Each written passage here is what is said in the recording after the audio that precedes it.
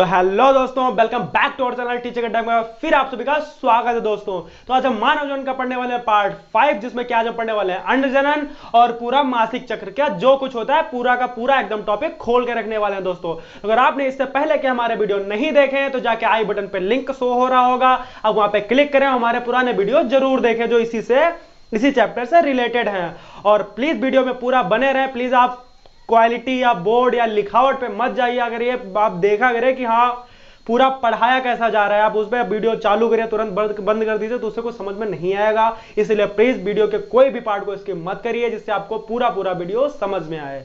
तो चलिए अपने इस मजेदार से चैप्टर को मजेदार तरीके से पढ़ते हैं कि क्या कुछ होता है पूरा आगे, और एक एक टॉपिक खोल के रख देने वाले। इसके बाद आपको किसी भी वीडियो देखने की जरूरत नहीं पड़ेगी दोस्तों, ये वादा है। दोस्तों आज हमारा जो टॉपिक है वो है अंडजनन की अंडजनन क्या है, ये क्रिया कैसे होती है, और पूरी तरीके से अंडजनन के बारे में आज पूरा खोल के रखने वाले हैं।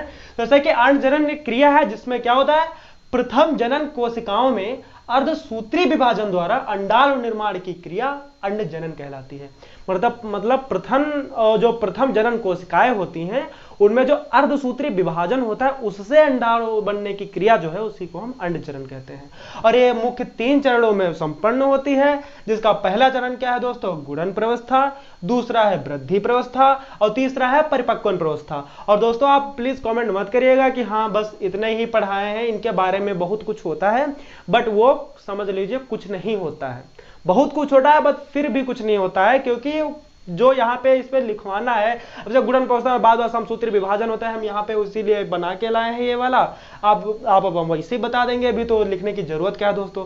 पढ़ो उतना जितना काम आए, और बेफालतू में मतलब वो गधों वाला काम मत करो कि बस मेहनत करना है हमको। मेहनत नहीं, साथ में हार्ड वर्क के साथ में स्मार्ट वर्क भी करना है हम लोगों को।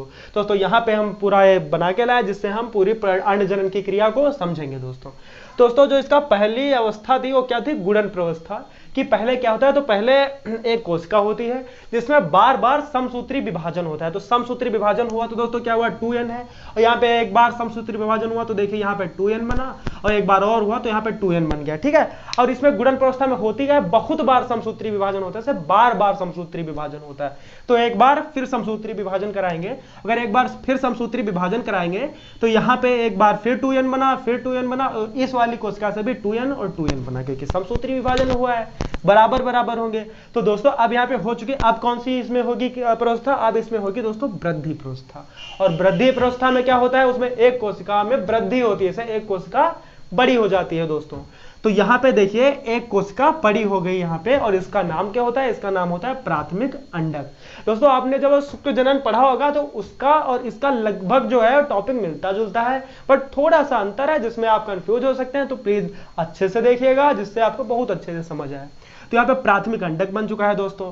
अब यहाँ पे होगा क्या होगा, अर्धसूत्री विभाजन होगा। अब यहाँ पे अर्धसूत्री विभाजन करवाएंगे, और प्रवस्था कौन सी होगी, परिपक्वन अवस्था। तो यहाँ पे जब अर्धसूत्री विभाजन होता है, यहाँ पे दोस्तों खेल होता है। अब जब 2n का जो अर्धसूत्री विभाजन हुआ है तो एक तो यहाँ पे फिर से अंडक बना लिया जिसका है द्वितीय अंडक, और एक यहाँ पे जो होता है अंडक नहीं बनता है, ये बनती है प्रथम ध्रुवी कोशिका। इसको ध्रुवी कोशिका बोलते हैं, और इंग्लिश में इसको पोलर भी बोलते हैं। आपने पोलर भी नाम काफी सुना होगा। पोलर बना दोस्तों, यहाँ पे 2 अंडक नहीं बने, एक पोलर बना।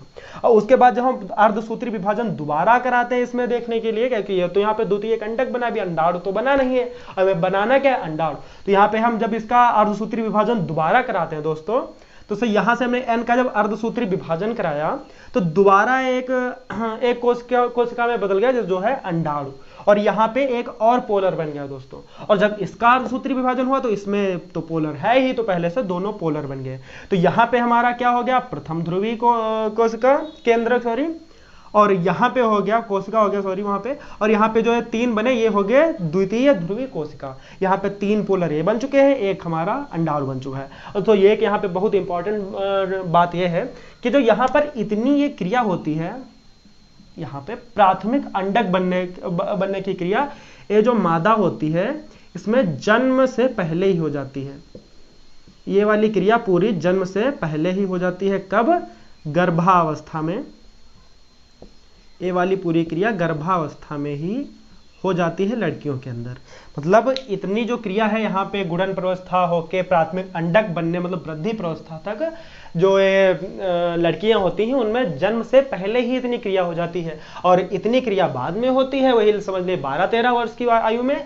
और यहाँ पे जो लास्ट है अंडाणु की निर्माण की क्रिया ये होती है निषेचन के टाइम पे। दोस्तों आपने देखा होगा बहुत अच्छी तरीके से पढ़ा है। अगर फिर भी अभी इस टॉपिक में कोई डाउट है तो आप हमें कमेंट करने में पूछ सकते हैं, हम तुरंत या तो अगर ऐसे ही सॉल्व करने वाला होगा तो हमें कमेंट पर रिप्लाई करेंगे, अगर बड़ा होगा तो उस पर जरूर वीडियो बनाएंगे। और हो गया, अब इसके आगे देखते हैं कि क्या है और उसको भी बहुत अच्छे से पढ़ेंगे। बहुत दोस्तों हमारा अगला पॉइंट है मासिक चक्र। तो यहाँ पे मासिक चक्र क्या होता है, मादा में जनन काल के साथ साथ ऋतुस्राव भी प्रारंभ हो जाता है। जैसे मादा में जनन काल के साथ साथ जो ऋतुस्राव होता है वो भी प्रारंभ हो जाता है, जिसको हम मासिक चक्र के नाम से जानते हैं। दोस्तों मादा में यह जनन काल 12 से 13 वर्ष से 45 से 50 वर्ष तक होता है। जो मादा के जनन काल का जो समय है ये लगभग 12 या 13 साल से प्रारंभ हो जाता है और 45 या 50 साल तक लगभग रहता है। दोस्तों इस काल में हर माह एक अंडे का उत्सर्जन होता है। इस काल में जो होता है हर माह हर महीने एक अंडे का उत्सर्जन होता है। दोस्तों और इस यह जो क्रिया है हमारी वो मुख्य 3 प्रस्थाओं में जो है पूर्ण होती है, जो कि नीचे लिखी हुई है। से हमारी पहली प्रवस्था कौन सी है, रजोस्त्राव प्रवस्था। इसमें क्या होता है दोस्तों, प्रत्येक मासिक चक्र रुधिर स्त्राव से ही प्रारंभ होता है। जो मासिक चक्र होता है इसका जो समझ लीजिए जब ये प्रारंभ होता है ये हमेशा रुधिर स्त्राव से ही प्रारंभ होता है, जो लगभग 5 दिनों तक चलता है। जो रुधिर स्त्राव होता है लगभग 5 दिनों तक चलता है। रुधिर में मादा हार्मोन्स एस्ट्रोजन तथा प्रोजेस्टेरोन की मात्रा अत्यधिक कम हो जाने से गर्भाशयी भित्ति की धमनियां सिकुड़कर रुधिर आपूर्ति कम कर देती हैं।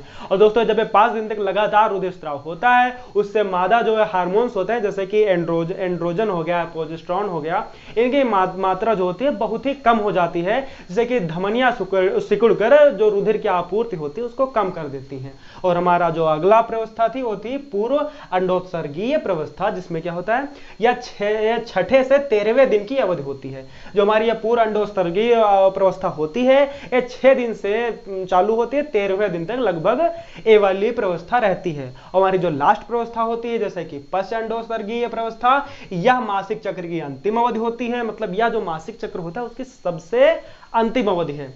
यह कब तक रहती है, जो 15वें दिन से लगा करके 28वें दिन की अवधि तक रहती है। रक्त स्त्राव के 14वें दिन के आसपास अंडोत्सर्गीय होता है और अंडाणु 24 से 72 घंटे तक ही सक्रिय होता है। मतलब जब रक्त स्त्राव होता है उसके 14वें दिन जो होता है वो अंडोत्सर्ग होता है और जो वहां पे अंडाणु होता है वो 24 से 72 घंटे तक ही केवल सक्रिय होता है। अगर 48 घंटे के भीतर निषेचन नहीं होता है तो अंडाणु के निषेचन की क्षमता नष्ट हो जाती है। अगर अंडाणु बढ़ने के बाद जैसे 14वें दिन के बाद अगर 48 घंटे के अंदर ही निषेचन नहीं होता है तो अंडाणु की जो क्षमता होती है वो नष्ट हो जाती है और वो बाद में किसी भी काम का नहीं रह जाता। दोस्तों जैसे कि हमने देखा है जो मजेदार सा टॉपिक है इसको हमने मजेदार से अंदाज में कवर कर लिया है और इसके आगे जो है जैसे कि अंडाणु की संरचना होगी, बहुत कुछ है, ये भी हम बहुत मजेदार तरीके से करेंगे। तो वीडियो अगर अभी तक लाइक नहीं किया है आप लोगों ने तो प्लीज वीडियो को लाइक जरूर कर दीजिए और चैनल पर कमेंट जरूर करिए। अगर इससे रिलेटेड कोई भी डाउट है आपका, तो अगर छोटा डाउट है तो हम कमेंट में रिप्लाई करके सॉल्व करेंगे, अगर बड़ा है तो हम उस पर एक पार्टिकुलर वीडियो जरूर बनाएंगे। दोस्तों मगर आपका जो डाउट है वो सॉल्व होके रहेगा, तो कमेंट करना बहुत जरूरी है। वीडियो को अपने सभी दोस्तों के साथ शेयर करें जो कि आप चाहते हैं कि हमारे साथ 95% तक जरूर जाएं और चैनल को सब्सक्राइब तो बिल्कुल भी करना भूलिएगा ही मत, क्योंकि इससे हमें भी मोटिवेशन मिलता है और आपको भी हमारे वीडियो के नोटिफिकेशन मिलते हैं। तो एक और वीडियो का अंत होता है हमारे इस मजेदार अंदाज के साथ। तब तक के लिए बाय बाय दोस्तों, देखते रहिए टीचिंग अड्डा को। तब तक के लिए बाय बाय और थैंक्स फॉर वॉचिंग वीडियो।